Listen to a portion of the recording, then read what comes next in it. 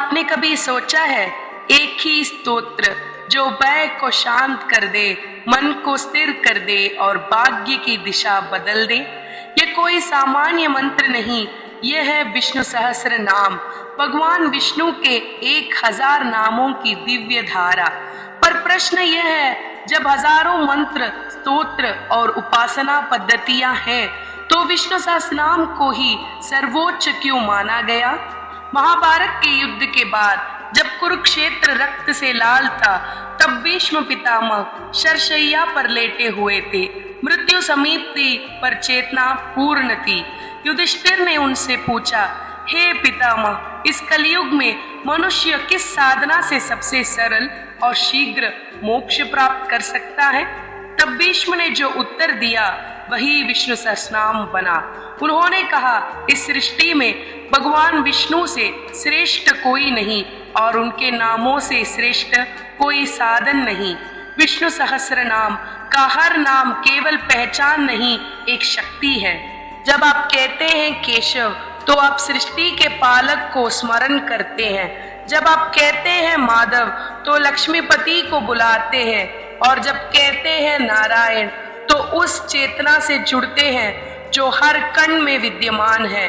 शास्त्र कहते हैं, नाम और नामी में कोई भेद नहीं, अर्थात भगवान का नाम लेना भगवान को ही प्रकट करना है।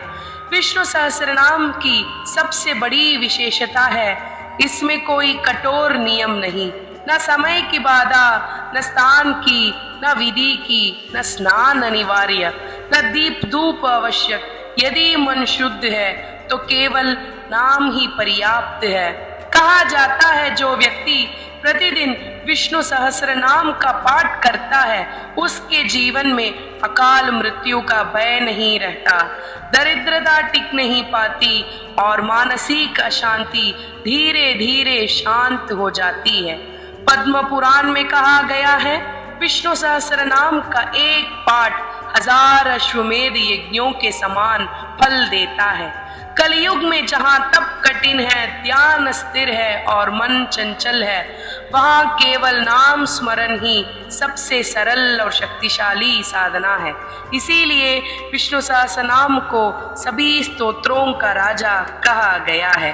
अगली बार जब जीवन भारी लगे, मन डर से भर जाए या दिशा खोती दिखे, तो बस इतना कीजिए, शांत होकर बैठिए और एक नाम से शुरुआत कीजिए, ओम विष्णवे नमः।